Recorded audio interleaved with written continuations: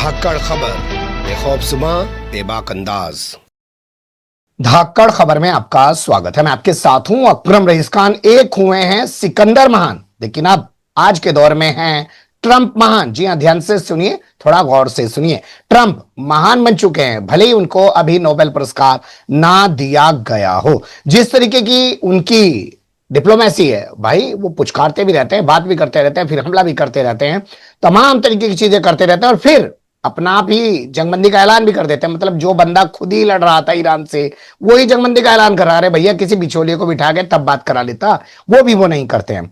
तो ये जो तमाम चीजें घटती हैं और इसी बीच में उत्तर कोरिया के किम जोंग उन अगर बयान देते हैं कि बकवासबाजी है डिप्लोमेसी, इसको नहीं करना चाहिए, तो क्या फिर से इस बकवासबाजी में फंसने जा रहा है ईरान? और वो ईरान जो अभी तथाकथित इस बकवासबाजी में फंसकर अपना बड़ा नुकसान भी करवा चुका है। हालांकि उसने जवाबी कार्रवाई ऐसी की है कि ट्रंप को भी बोलना पड़ रहा है कि हाँ भैया, बड़ी बहादुरी से लड़े हैं, बड़ी दिलेरी से लड़े हैं और इन्होंने आखिरी वक्त में इजराइल पर बहुत खतरनाक हमले किए हैं। तो कैसे इस पूरे घटनाक्रम को देखा और समझा जा सकता है जहां पर ट्रंप को महान बताने की कोशिशें की जा रही है? क्या वाकई में ट्रंप महान है या उनको कहा जा सकता है आने वाले भविष्य में जब इतिहास लिखा जाएगा? तो इन्हीं के आसपास अपनी बातचीत को रखने की कोशिश करेंगे। हमारे साथ जुड़ने जा रहे हैं कृष्णकांत जी यानी के जी, जो भारतीय वायुसेना के रिटायर्ड ऑफिसर हैं। वो जियो पॉलिटिक्स पर वाकई में अपनी पैनी ही नहीं गहरी नजर भी रखते हैं और जिन्हें आप रोजाना हमारे साथ वैश्विक हलचल के ताजा बुलेटिन में देखते हैं। लेकिन ये बुलेटिन खास तौर पर ट्रंप महान के नाम। बहुत शुक्रिया सर वक्त देने के लिए। Thank you mister Akram. Trump महान की बात करें उससे पहले पुतिन की बात कर लेते हैं। पुतिन ब्राजील काहे नहीं जा रहे हैं सर ब्रिक्स सम्मेलन में शामिल होने के लिए? रूस के विदेश मंत्रालय के एड यूरी युशाको हैं, वो कहते हैं कि ब्राजील सरकार हमें स्पष्टता बताने में असक्षम रही, यानी वह आनाकानी कर रहे थे कि वह पूरी की पूरी सुरक्षा हमारे राष्ट्रपति यानी पुतिन को दे पाएंगे कि नहीं दे पाएंगे, क्योंकि आईसीसी का वारंट है। याद दिला दूं कि 2023 में भी इसी कारण से पुतिन साउथ अफ्रीका में जो इसका ब्रिक्स का समिट चल रहा था उसमें नहीं जा सके थे। मेरा कमेंट इतना ही है कि जहां तक नेतान्याहू की बात है, वो हर ऐसे जगहों में जा रहे हैं जहां की आईसीसी के मेंबर हैं वो लोग, उन्होंने साइन किया हुआ है, जो रोम का जो शुरुआती दौर में आईसीसी का था उसके मेंबर हैं, कि ऐसे लोगों के खिलाफ हम कार्रवाई करेंगे यदि हमारे देश में आते हैं। इसके बावजूद वो जा रहे हैं, सर्बिया तक में जा रहे हैं, जो कि सर्बिया कहने के लिए पूर्व रशिया है, और आराम से घूमते हैं और वहां से ठोक बजा कर आते हैं। पुतिन ब्राजील और साउथ अफ्रीका नहीं जा पा रहे हैं। यह निश्चित रूप से पुतिन के लिए नहीं बल्कि पूरे रूसी जो नेतागण हैं उनके लिए भी एक बहुत बड़ा सवाल होता है कि हमारे जो मित्र हैं वो कैसे हैं।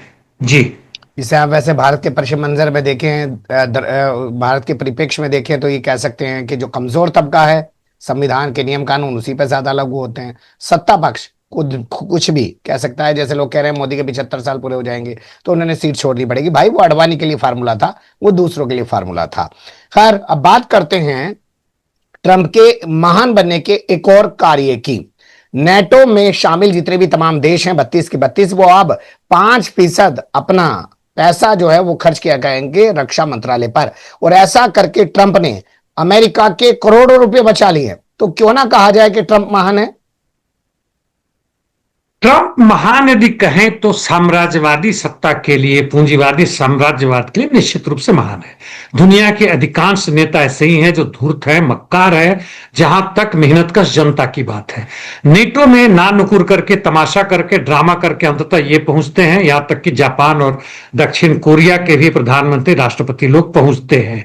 और 32 के साथ पूरे कर ले तो 6 से 8 हजार बड़े बड़े नेता लोग, ये 32 तो थे ही थे, उनके समर्थक थे, उनके चमचे थे, बाकी लोग थे, जेलेंस्की थे, ये लोग पहुंचे हुए और जाके बड़ी बड़ी बातें कर रहे हैं। जहां तक पहले इनका था नेटो के जितने भी मेंबर से 2 से 2.5% अपने पूरे जीडीपी का डिफेंस बजट पे खर्च करते थे, बढ़ा के 5% कर दिया। यह पहले जो 2.5% था बढ़ के 5% दिया। इसको कौन दे रहा है? क्या ये नेटो के जो लीडर है वो अपने जेब से दे रहे हैं? बिल्कुल नहीं। उनके देख दिखाव में, उनके रक्षा में, उनके सजावट में, जी हाँ, उनके पर्सनल सजाने वाले होते हैं कि बाल का ये स्टाइल करो, दाढ़ी बढ़ाओ, नहीं बढ़ाओ, कपड़े ये पहनो, ताकि जनता को तुम लुभाओ, जनता को दिखाओ कि तुम स्पेशल आदमी हो। और ये सब चीज करके 2.5 से 5% दिया। इसके पैसे कौन देता है? इसके पैसे मेहनतकश जनता देती है, यानी यूरोपियन यूनियन और नेटो के सदस्य दे रहे हैं। तो ट्रंप इस मामले में निश्चित रूप से महान है, दोनों कारणों से। एक तो यह कि उन्होंने अमेरिका के, आपने कहा करोड़ों नहीं अरबों डॉलर बचाए। नंबर 2, पुतिन यानी रशियन फेडरेशन के लिए नई समस्या खड़ा करने के चक्कर में है, यानी रूस को, जो अभी E3 के सदस्य कह रहे थे या पहले बाइडेन कर रहे थे, उसी चीज को आगे बढ़ाते हुए ट्रंप भी कर रहे हैं कि रूस को हम स्ट्रेटेजिकली हम पूरी तरह बर्बाद कर देंगे, ताकि रूस अगले आने वाले 30-40 वर्षों में खड़ा ना हो सके, बिना यह सोचे हुए कि रूस बर्बाद होने से पहले क्या कर सकता है इन सबके खिलाफ। जी बिल्कुल आप सही कह रहे हैं, पर यहां मेरा सवाल ये है सर, ये ट्रंप की डिप्लोमेसी काम कर गई है, या ट्रंप जो कर रहे हैं आजकल के पीस विद स्ट्रेंथ, वो फार्मूला काम कर गया है कि पहले इनको रूस का डर दिखाया और फिर कहा मैं तुम्हारी मदद नहीं करूंगा, और फिर इनकी हवा खराब हो गई और उन्होंने कहा ठीक है जी हम 5% पैसा अपनी जीडीपी का खर्च करेंगे रक्षा विभाग पर। हुआ क्या है? ये आपने अच्छा सवाल उठाया, इस पर बहुत लंबी डिस्कशन भी हो सकती है। शॉर्ट में ये बताऊं, जब दिया मोमबत्ती जब बुझता है तो फड़फड़ाता है, ज्यादा होता है। अमेरिकी साम्राज्यवाद का अंत आज नहीं तो कल होना असंभावी है। और इस हालत में बाइडेन से लेकर ट्रंप में जो बुरा हाल हुआ है अमेरिकी साम्राज्यवाद का, इनके ऊपर जो कर्ज बढ़ा है, इनके डॉलर की जो स्थिति है, इनकी मिलिट्री ताकत की जितनी भी ताकत लगा ली, ईरान जैसे देश के खिलाफ ही इनकी बैंड बज जाती है। वो 10 महान देशों में कहें जो कि ताकतवर है, जिनका भी फोर्ब्स ने निकाला है, मैंने अपने आज का जो वीडियो बनाया है उसको उसमें डाला है, आप भी हो सके तो डाल दीजिएगा उसमें। खैर उसमें भारत नहीं आता है, लेकिन अमेरिका नंबर 1 होने के बावजूद भी उस तरह से सीधे के सीधे कंट्रोल करने में असमर्थ होता है। और बाइडेन ने जो चाहा था, जिस तरीके से उन्होंने बड़ा खुश होकर कहा था कि आज पूरा का पूरा देश जो उनके साथ है, जिसमें 50-51 देश है, नेटो के 32 को मिलाते हुए हमारे साथ है, हम बहुत एकताबद्ध है, हमारे साथ नहीं, कंट्रोल में है। और रूस को वो धन्यवाद दे रहे हैं अंदर से कि भैया तुमने मौका दिया कि फिर से इनके ऊपर हम कंट्रोल करें। और ट्रंप उसी चीज को दूसरे तरीके से आगे बढ़ा रहे हैं, जैसे कि कांग्रेस ने जो यहां किया था उस आधार को बढ़ा के बीजेपी पूरी तरह से पूंजीपति वर्ग की जो पकड़ थी मजदूर वर्ग पे, देश के संसाधनों पे, उसको मजबूत किया। ट्रंप वही कर रहे हैं और पूरा मौका उठा रहे हैं, लेकिन कब तक विस्फोट नहीं होगा अंदर से अमेरिका और नेटो, यूरोपियन देश और दुनिया के अन्य देशों में, यह देखने वाली बात है। यह हम पर निर्भर करता है। जी नेटो समिट में जाने से पहले पत्रकारों से बात करने के दौरान ट्रंप ने कहा कि मैं जेलेंस्की से पूछूंगा हाउ आर यू डूइंग, क्या कर रहे हो भाई तुम, यानी कि मैं उसको डांटू धमकूंगा कि ये जंग खत्म क्यों नहीं हो रही है।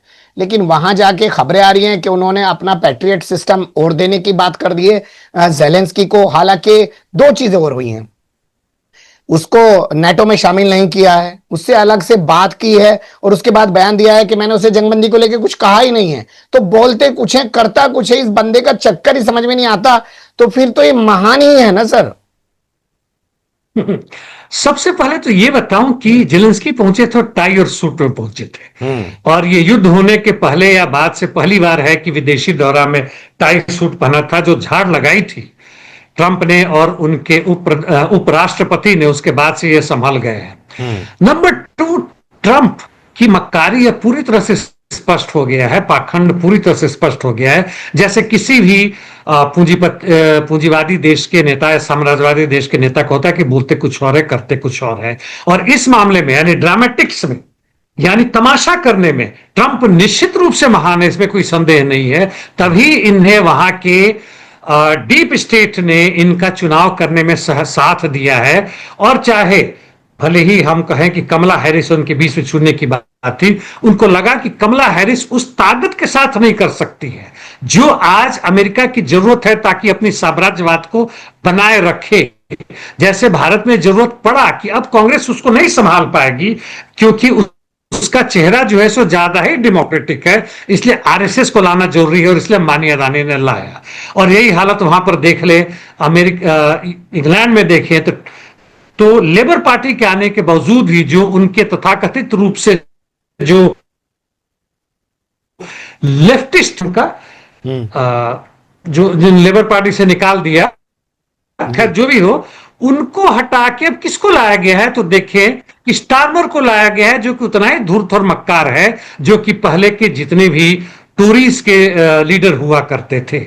जी बिल्कुल आप सही कह रहे हैं, लेकिन नेटो में क्यों नहीं लिया? मेरा सवाल अभी भी यह अधूरा है। क्या क्यों नहीं लिया? नेटो में क्यों नहीं लिया जेलेंस्की को? नेटो में, हाँ, नेटो का एक आर्टिकल है, उनका आर्टिकल 5, जिसके हिसाब से कहता है कि एक पर आक्रमण मतलब सब पर आक्रमण, और यह उनको निषेध करता है कि जब युद्ध चल रहा है तब उस समय ना ले, क्योंकि तब सबके सबको आक्रमण में करना, उसमें शामिल होना पड़ेगा। और यह अभी अमेरिका ही नहीं, नेटो के जो दूसरे नेता भले ही कितने कूद रहे हो, नेटो के जो सेक्रेटरी जनरल है वो हो, या E3 के नेता हो, स्टारमर से लेकर वो मर्ज, किस भी दवा के मर्ज हो, लेकिन वो हैं, दूसरे लोग जितना भी चिल्लपो कर रहे हैं, सीधे के सीधे अभी रशिया से युद्ध में शामिल नहीं होना चाहते हैं। और इसीलिए उनको पहले से ही मालूम है, यूक्रेन के नेता को भी, कि हम इसमें नहीं लेंगे, और इसलिए वो नेटो का मेंबर नहीं बना सकते। टेक्निकली भी, प्रैक्टिकली भी और मिलिटरली भी इनकी ताकत नहीं बनती है कि सीधे के सीधे रशिया के न्यूक्लियर बम को निरस्त कर सके। जी ठीक है, पहले बंदा बगल में बिठा के जलील करता है, अपमानित करता है, फिर उससे समझौता करके उसके रियर अर्थ ले लेता है। पहले बंदा किसी देश पर हमला करता है और फिर उसके साथ कहता है कि हम बातचीत करेंगे, हालांकि बातचीत पहले भी कर रहा होता है। आप समझ गए होंगे मेरा इशारा ईरान की तरफ है। लेकिन यहां मैं बात करना चाहता हूं उत्तर कोरिया के शासक किम जोंग उन के बयान के संदर्भ में। उन्होंने कहा यह डिप्लोमेसी बकवास चीज है, होनी ही नहीं चाहिए। यह बड़ा महत्वपूर्ण है, केवल डिप्लोमेसी पे नहीं, उन्होंने 3-4 लेसन अपने बताए कि ईरान इराक के बीच में जो युद्ध हुआ उससे मैं जो समझता हूं, ईरान इजराइल और अमेरिका, ईरान इजराइल और अमेरिका, माफ कीजिएगा, हाँ वो मैंने गलत कर दिया, अच्छा किया आपने सुधार के।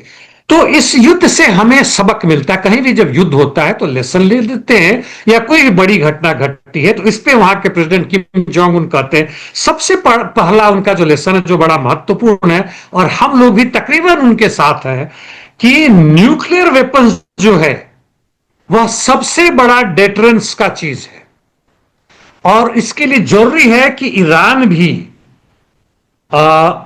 न्यूक्लियर वेपन्स का इजाद करे, बनाए, हालांकि उसे छुप के करना होगा, सीधे के सीधे नहीं कर सकता है, क्योंकि अमेरिका और इजराइल उसको इसको नहीं बनाने देंगे, शुरू से ही कर रहे हैं, और उसी तरह से करें जैसे नॉर्थ कोरिया कर रहा है। और इसमें नॉर्थ कोरिया जो है इस युद्ध में, वो नहीं करें कि न्यूक्लियर पावर देने में, इस युद्ध में साथ देंगे। और मेदवेदेव की जो चर्चा हमने की थी कि बहुत सारे देश, मेदवेदेव ने कहा था, रूस के जो पहले राष्ट्रपति और अभी प्रेजेंट में नंबर 2 सिक्योरिटी चीफ है, उन्होंने भी कहा था कि बहुत सारे देश तैयार है, तो नॉर्थ कोरिया यहां पर स्पष्ट आता है। दूसरा उन्होंने कहा कि इस आधार पे जो आप सवाल उठाए हैं कि डिप्लोमेसी करना यह सबसे गड़बड़ चीज है, खराब चीज है, उतना ही नहीं बल्कि एक खतरनाक है, खासकर अमेरिका से। मैं व्यक्तिगत रूप से सहमत नहीं हूं, और उस किस डिप्लोमेसी की बात कर रहे हैं वह समझना होगा, लेकिन डिप्लोमेसी जरूरत है ताकि युद्ध को डिले करें, लेकिन उसी डिप्लोमेसी की तरह अमेरिका ने डिप्लोमेसी करके, इजराइल ने डिप्लोमेसी करके झटके से ईरान के ऊपर आक्रमण किया, तो यहां पे डिप्लोमेसी खतरनाक नजर आ रहा है। डिप्लोमेसी को समझना होगा, यह एक महत्वपूर्ण चीज है। दूसरे वो कहते हैं कि जहां तक सिक्योरिटी की बात है, तीसरा आता है कि वह अपने आप में पूर्ण चीज नहीं है, न्यूक्लियर होना ही चाहिए, लेकिन साथ साथ आपको एयर डिफेंस मजबूत करना होगा, वह तो साफ नजर आता है कि सबके बावजूद एयर डिफेंस की बात है। और बिना ज्यादा जाते हुए और भी चीज करके, दो चीज अंत में, कि कभी भी अमेरिका और इजराइल पर विश्वास ना करो, और दूसरे कहते हैं कि सिविलियन ठिकानों पर आक्रमण करने से परहेज ना करो। इसको मैं थोड़ा सा वो बता दूं, क्योंकि अमेरिका और इजराइल खासकर, चाहे वो गाजा और ईरान में है, सिविलियन ठिकानों पर आक्रमण किया है। 40 से अधिक उन्होंने उसके जनरल्स को मार दिए हैं ईरान के। तो केवल सिविलियन ठिकाने न कहो, डिसीजन मेकिंग सेंटर्स, यानी वहां जहां से निर्णय लिया जाता है, और उस डिसीजन मेकिंग सिविलियन सेंटर्स में सिविलियन लीडर भी आते हैं, चाहे वो ईरान के टॉप रिलीजियस लीडर हो, या उनके टॉप जनरल्स हो, या उनके टॉप पार्लियामेंटेरियंस हो, या प्रधानमंत्री हो, वह करता है। तो तुम भी इजराइल के ऐसे जगहों में आक्रमण करो ताकि वह भी डरे। और यह तकरीबन पूरा ना सहमत होते हुए भी यदि इसको हम क्वालिफाई करें, यानी इसे बताएं कि किन कारणों से खास लोग मारे, सिविलियन मतलब नहीं, बच्चों और औरतों को जिस तरह से गाजा में मारा जा रहा है उस ढंग से करें। जी, दो सवाल हैं मेरे। एक सवाल ये कि अमेरिका और इजराइल पे भरोसा नहीं किया जा सकता, तो क्या ईरान को समझ नहीं आ रहा है कि इस पे भरोसा नहीं करना चाहिए, साफ कह देना चाहिए हम बातचीत ही नहीं करेंगे, ट्रंप ने कह दिया अगले बातचीत होगी। दूसरा ये कि ईरान के परमाणु प्रोजेक्ट पे तो सवाल उठा रहे थे, आज तक कोई भी ये नहीं कह रहा है कि इजराइल के पास जो परमाणु हथियार हैं या परमाणु वो को लेके वो कर क्या रहा है और शक्ति बढ़ा रहा है, उसको लेकर भी तो कोई रिपोर्ट सामने आनी चाहिए ना। बिल्कुल। जहां तक पहले आपने जो सवाल उठाया कि ईरान क्यों नहीं समझ रहा है, तो ईरान ने अब कम से कम पार्लियामेंट में साफ कर दिया कि हम आईएईए पर भरोसा नहीं करते, उसके साथ हम कोऑपरेशन नहीं करेंगे, उनको इजाजत नहीं देंगे कि हमारे यहां आके हमारे परमाणु संयंत्रों को या फैसिलिटीज पर आके वह चेक करे, आउट। और मुझे उम्मीद है कि वहां के रिलीजियस हेड भी करेंगे, जिन्होंने खुद ही कहा था कि हम बिल्कुल 0% संवर्धन करेंगे यूरेनियम का यदि पूरे मिडिल ईस्ट से परमाणु हथियारों को खत्म किया जाए, जिसमें मुख्य रूप से इजराइल है। और यह सवाल केवल उन्हें ही नहीं, यह सवाल अब चीन और रशिया को भी उठाना चाहिए और बारंबार हर प्लेटफॉर्म पर, चाहे यूनाइटेड नेशंस का सिक्योरिटी काउंसिल है, जनरल असेंबली हो, कहीं भी हो, उठाना चाहिए कि इजराइल के पास क्यों परमाणु बॉम्ब है, इजराइल आखिर एनपीटी का सिग्नेटरी क्यों नहीं है और ईरान क्यों उसका सिग्नेटरी बनेगा। ईरान को भी इससे अलग होना चाहिए और डिप्लोमेसी केवल वहीं पर जहां की मुख्य कंट्रोल में हो। और यहां पे एक चीज और बताऊं, जो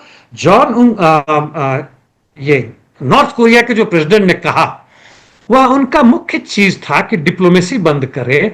तो इसका आधार यह देखिए बनता है कि नॉर्थ कोरिया सेल्फ सफिशिएंट एक सोशलिस्ट कंट्री है, भली उस ढंग का नहीं हो जिस ढंग का हम चाहते हैं, और ईरान जो है केवल तेल बेचने पे करता है, अपनी आधी आबादी औरतों को उत्पादन में शामिल नहीं होने देना पड़ता है, इसलिए उसको निर्भर करना पड़ता है उन देशों पे, खासकर यूरोपियन देशों पे जो मेडिटेरेनियन सी से होते हुए सबसे नजदीक है, ताकि तेल बेचे।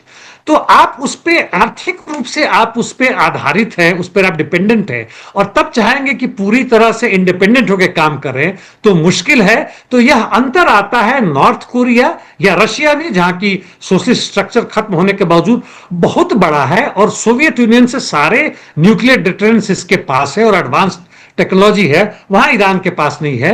ईरान की जनता सोचे, स्वतंत्र रूप से सोचे, केवल ईरान ही नहीं पूरे मिडिल ईस्ट और विश्व के सोचे, समाजवादी कंस्ट्रक्शन करे, ताकि हमारा जो निर्भरता है इन गिद्धों के प्रति वह खत्म हो सके, तभी हम शुद्ध रूप में स्वतंत्र और एडवांस कर सकते हैं। जी, बहुत अच्छी आपने बात की और सीधे आपने ये फर्क बताने की कोशिश की कि उत्तर कोरिया की क्या अर्थव्यवस्था है और किसके जरिए वो आगे बढ़ा है, और ईरान की अर्थव्यवस्था किन चीजों पर निर्भर है और उनकी मजबूरियां भी क्या हैं, या वो किस तरीके से आगे बढ़ सकते थे अपने समाज को लेकर, उन्होंने वो सब नहीं किया। लेकिन अब मैं यहां बात करना चाहता हूं फिर से डिप्लोमेसी को लेकर। अमेरिका ही नहीं, जो अगल बगल के तथाकथित इस्लामी और मुस्लिम देश बैठे हैं, वो भी ईरान के साथ डिप्लोमेसी के नाम पर जो कुछ करते हैं वो जग जाहिर है सर। जॉर्डन में अभी डेटा निकला है, आज ही आया है, कि 20 से 22% जो ईरान ने बैलिस्टिक मिसाइल छोड़े इजराइल के लिए, उसको उसने 20 में लोक लिया। लोक लिया मतलब इंटरसेप्ट किया और मार दिया। मैं जानबूझ के हिंदी शब्द का इस्तेमाल कर रहा हूं यहां पे। आखिर जॉर्डन का जो राजा है, अब्दुल्ला कुछ नाम है, वह क्या कर रहे हैं? क्या वो बिना अमेरिकी इजराइल मदद के अपनी सत्ता नहीं बना सकते? और यदि इन्हीं की मदद से इनकी अपनी सत्ता बनाए रखनी है तो छोड़ दो सत्ता यार, क्यों धूर्तता और मक्कारी कर रहे हो और इस्लाम का नाम ले रहे हो, इस्लाम को भी बर्बाद कर रहे हो और उसको भी खत्म कर रहे हो? तुम क्यों ऐसा कर रहे हो? यही हालत सऊदी अरबिया का, कतर, यूएई और जितने भी बाकी देश है, ओमान और वगैरह वगैरह, बहरीन, ये सब यही कर रहे हैं। और क्या तुमको यह समझ नहीं आता कि आपस में मिल जाए तो हम अमेरिकी और इजरायली ताकत को हम हरा सकते हैं? इनको समझ में नहीं आ रहा है यह बात, या समझने के बावजूद भी अपनी स्वार्थवश ये ऐसा कर रहे हैं और ये कहीं ना कहीं से गद्दारी करे अपनी जनता के साथ। तो सवाल यह, इनको छोड़ दीजिए, ये तो नहीं संभलेंगे। क्या यहां की जनता को नहीं खड़ा होना चाहिए? और मेरा प्रश्न और जवाब बार बार वहीं पर जाता है कि जब तक मेहनत का जनता नहीं खड़ी होती है, धर्म से परे, मैं ये नहीं कहता धर्म छोड़ दे, लेकिन एकता धर्म से परे।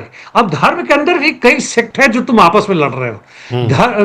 धर्म के अंदर क्या, एक अब भारत में कह लें तो कहने के लिए कि हिंदू धर्म है, लेकिन इसमें भी जहां यहाँ पे जो दलित हैं, जो ओबीसी है, उनके प्रति जो व्यवहार है दूसरों का, अपर कास्ट के लोगों का और उनके नेताओं का, क्या वह बराबर है?